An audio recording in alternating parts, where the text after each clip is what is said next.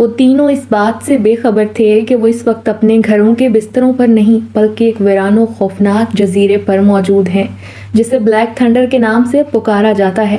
Black thunder, موت کا پیامبر، سبز موتی چرانے والے کا پتہ چل گیا تھا، اور اس وقت گوئڈش اپنی ملکہ زرناش اور بیٹی نتولشا کے ساتھ ایک میدان میں اونچی مچان پر رکھے تخت پر بڑے تکبر سے براجمان تھا۔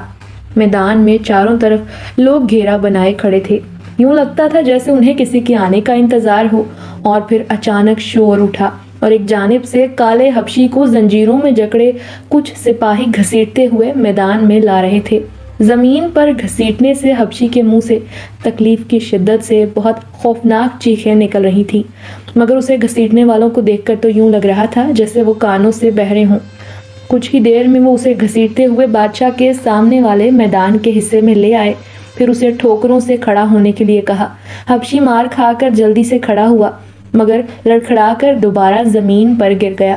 یہ دیکھ کر لوگوں نے شور مچانا شروع کر دیا اور سپاہیوں نے دوبارہ اسے ٹھوکریں مار مار کر کھڑا ہونے پر مجبور کر دیا۔ حبشی نہ چاہتے ہوئے بھی دوبارہ کھڑا ہو گیا۔ اس کا جسم بہت بری طرح زخمی ہو چکا تھا، مگر وہ مار کے ڈر سے کھڑا رہا۔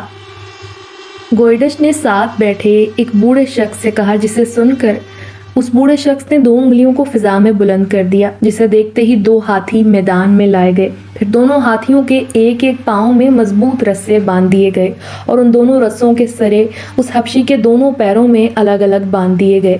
پھر دوبارہ اشارہ پاتے ہی ہاتھیوں کو مخالف سمت دوڑا دیا گیا، اور پھر ایک دردناک اور بھیانک منظر لوگوں نے دیکھا۔ کمزور دل لوگ چیخیں مارتے وہاں سے بھاگ نکلے اور بہادر لوگ اپنی بہادری کو منوانے کے لیے وہیں کھڑے رہے۔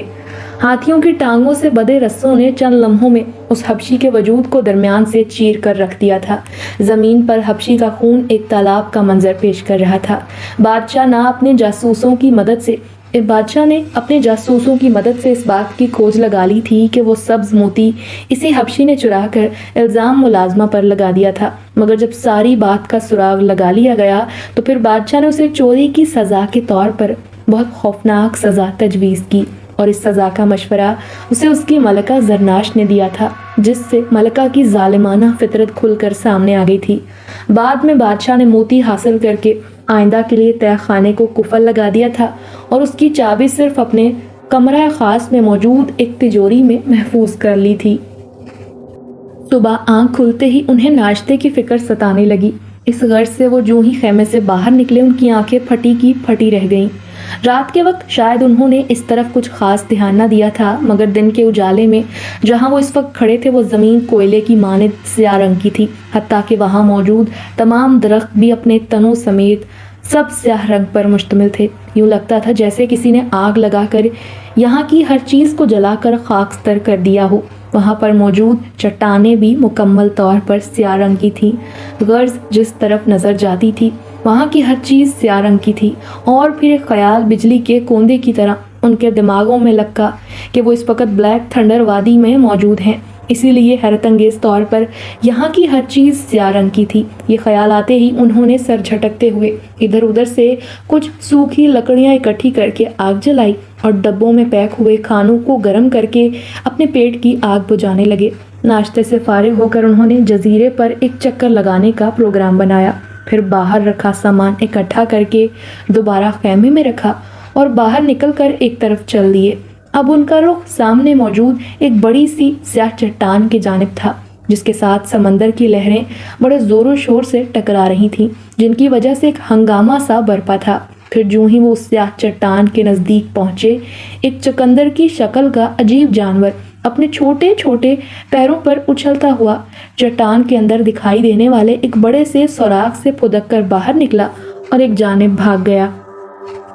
بڑا عجیب جانور تھا، جس کے آگے کے دونوں پیر چھوٹے چھوٹے تھے، مگر پیچھے صرف ایک ٹانگ تھی، اور اس کی شکل یوں تھی جیسے کسی نے اسے تھوتنی سے پکڑ کر کھینچ دیا ہو۔ اس کا چہرہ لمبوترا ہو گیا ہو۔ پہلے تو وہ ڈر کر ایک جانب ہو گئے، مگر پھر سنبھل گئے کیونکہ اس جانور نے انہیں کوئی نقصان نہیں پہنچایا تھا۔ وہ محتاط انداز میں چلتے ہوئے جب سوراخ کے نزدیک پہنچے تو انہیں دور سے روشنی دکھائی دی۔ یوں لگتا تھا جیسے سوراخ کے دوسری جانب بھی کوئی جگہ ہو جہاں سے روشنی اندر کی طرف آ رہی تھی۔ انہوں نے ایک دوسرے کی طرف دیکھ کر فیصلہ کیا اور اندر داخل ہو گئے۔ سوراخ میں کسی قدر خنکی تھی، ہوا اندر آنے کی وجہ سے گھٹن کا احساس بھی نہیں ہو رہا تھا۔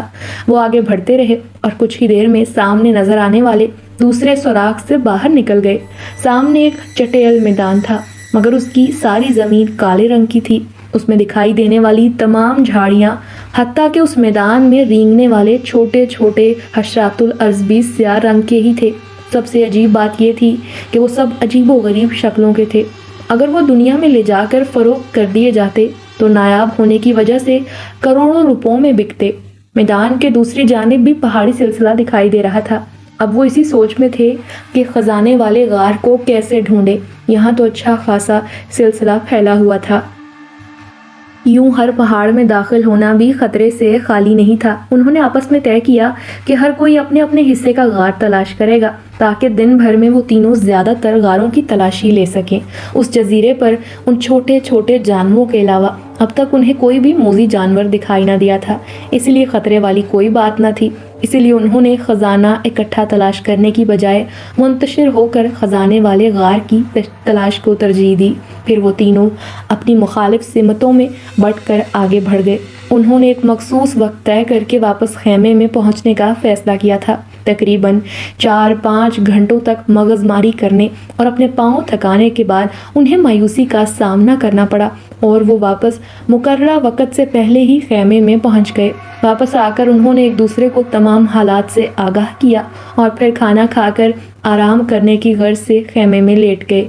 پھر تھوڑی ہی دیر میں وہاں ان کے خراٹے گونجنے لگے۔